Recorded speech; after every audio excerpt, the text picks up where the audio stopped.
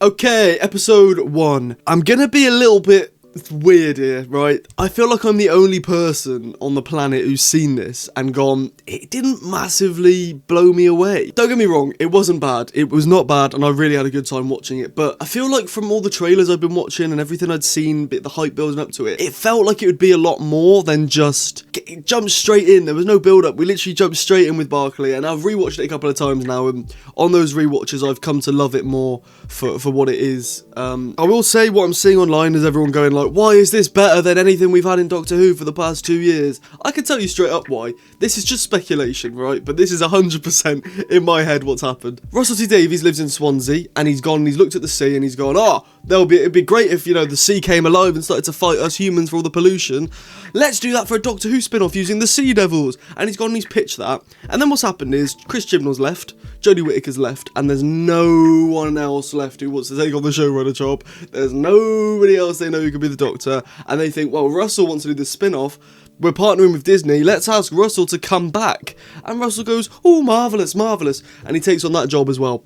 I think the reason this is, in many people's eyes, this is better than the actual Doctor Who show, is because Russell wanted to do this. This was what he set out and he wanted to do from the off. And that's personally why I think it's come out better. And Russell, at the minute, works so much better with serialised stuff, like It's a Sin and Years, and his new series Tiptoe, which comes out next year, which obviously I haven't seen, but it's serialised, I'm assuming. And the main reason why I say this is because he had this script for the pilot of The War Between the Land and the Sea written before he even wrote The Star Beast, which was the first episode of this Disney era with David Tennant.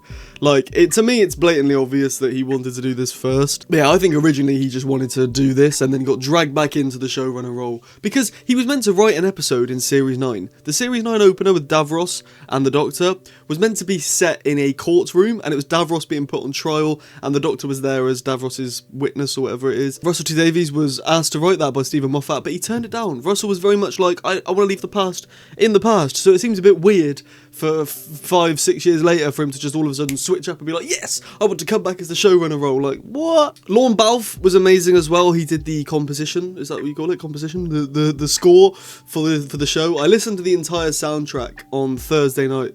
Well, technically it would have been Friday morning, wouldn't it, when it aired.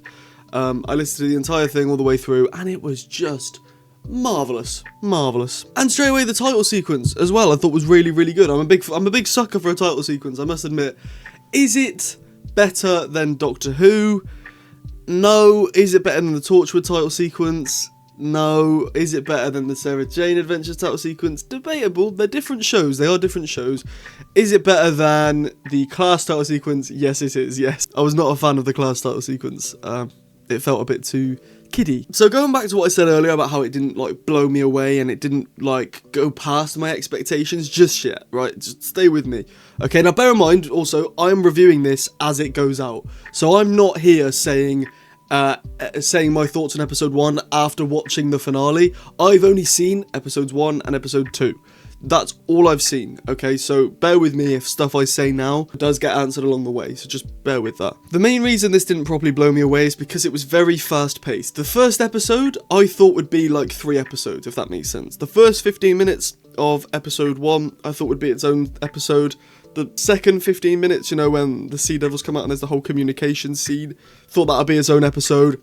And then finally the big, the building of the tank in Emperor's Hall, I thought that would be its own episode as well. No, it was all just bundled into one, and it felt very, very fast. And episode 2 felt very, very slow. So it's sort of, I feel like it could have been spread out a little bit better. Maybe only reveal Salt in episode 2. There's a lot of, I know this is going on to episode 2, I will get back to episode 1, but in episode 2 there's a lot of, we're in the big Empress Hall, we're talking, and then, right, everyone leave, and then we go and do some character stuff, and then we come back to the hall, and everyone's talking, that feels a bit jittery to me. I'd rather just get all of the hall stuff done, and then all of the character stuff done, or some character stuff, hall, than other character stuff, to me that makes more sense to do that. But this is also a good thing because it does mean that surprises are in store, because a lot of the trailer has been from a lot of clips from the trailer have been taken from these first 2 episodes, so, like I said, I'm recording this, I haven't seen episode 3 or 4 or 5 yet,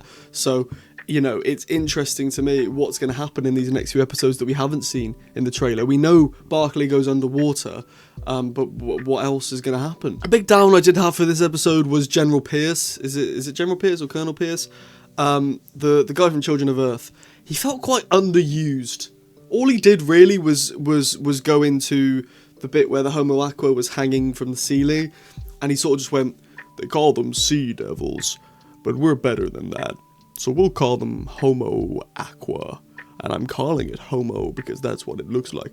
First of all, just want to say that is a brilliant explanation for why they're called Homo Aqua, and all the people moaning on Twitter, please just shut up. Alright, just be quiet. Literally, they were all like, Homo means human. This official definition is bloody stupid because Homo means human and the sea devils aren't humans. Yeah, the reason they're called Homo Aqua is because this random guy went, "I'm calling them Homo Aqua."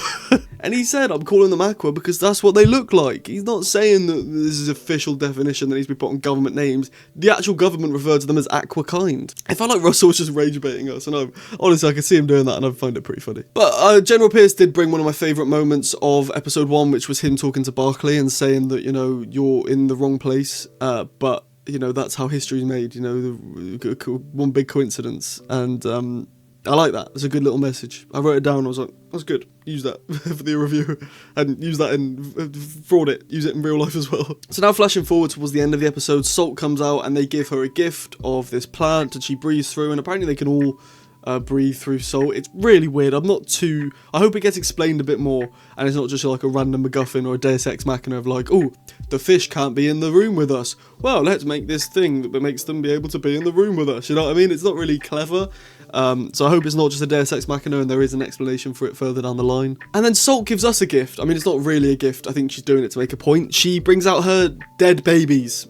Pretty dark for BBC One on a Sunday night. She brings out her dead babies. They're in like their eggs, basically. And it's quite dark. Imagine this the other way around. Like, imagine we just drop some dead fetuses in front of some fish and we're like, this is our dead kids because of you. It's quite dark if you think of it like that. Obviously to us they just look like weird eggs, but to Homo Aqua and to, well, Aqua kind, these are actual, you know, miscarriages, something like that. I don't really know what the official term is. A dead baby. It's not very nice, is it? And again, I'll touch on this more in episode 2. I think it works better in episode 2, but this show is being preachy without it feeling like they're trying to shove a message down your throat. You know, if you look at Praxis, which is funnily enough written by Pete McTighe, and Kablam, which is written by Pete McTighe, and Lucky Day, which is written by Pete McTighe, they all have messages at the end that feels like they're just shoving it down your throat. Now, as much as the Lucky Day one was justified, because, you know, we're talking about misogyny, and the Doctor gives Conrad a big telling off, again, it's just like Pete McTighe, every episode he writes has some sort of like speech at the end to sort of clarify the point of the episode.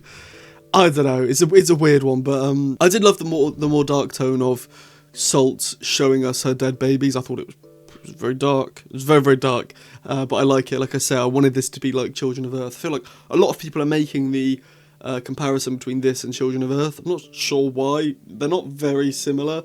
The tone's similar, and that's something else I wanted to say that not let me down, but my expectations with this was going to be a lot darker than it actually is.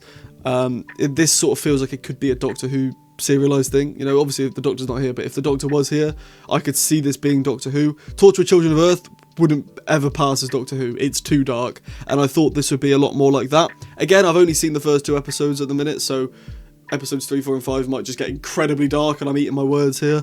But that's that. We'll see if that happens when that happens.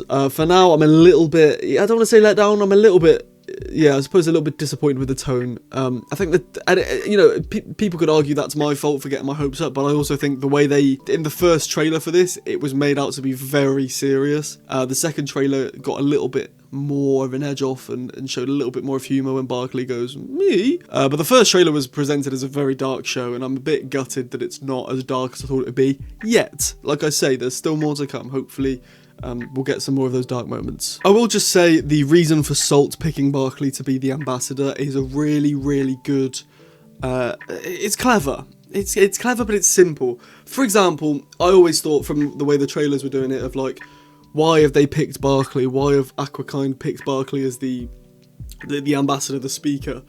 And I thought we'd get another thing similar to Clem in Children of Earth. If you haven't seen Children of Earth, this will make absolutely no sense to you whatsoever. But in Children of Earth, there's an episode called, there's a character called Clem, and he is the only other person who...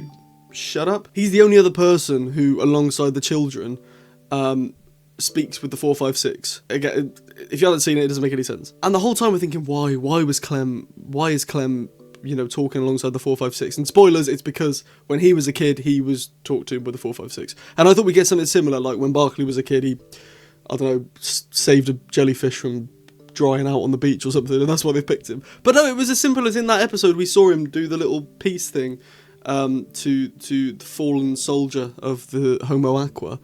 And it made sense that and the pearl thing was really clever. The fact they've got a pearl, which is I think it's a camera. I'm assuming it's a camera from what we've seen. Maybe it just does everything and we just saw the camera bit. But the pearl was a clever idea, and I think you wouldn't you? You'd want somebody, and again, this is touching more on episode 2, the fact that they pick somebody who voices humans, and it's great that Barkley gets the confidence in the end, for him to be like, no, I'm going to stand against this. I don't want to read off of your screen, I want to be my own person, and that's exactly what Homo Aqua wanted, or Aquakind wanted when they picked Barkley, and that's why they picked him. So, good. I will say the cliffhanger it was good. Just want to say both cliffhangers so far, and bear in mind there's only 4 cliffhangers. There's 5 episodes, but there's only 4 cliffhangers. So far we've had 2 of the 4 cliffhangers. We've had half of them, and half of them have been Barkley going, okay. In episode 1 it's like, Barkley, do you want to speak for your entire planet? Okay. Okay, Barkley, do you want to come with me down to the deep? Okay. I did see Ellie from Who Culture. She explained that there's character development in the way he says okay. In the first episode, he's like, okay, like nervous. And the second episode, he's like, okay, I'll come with you down to the deep.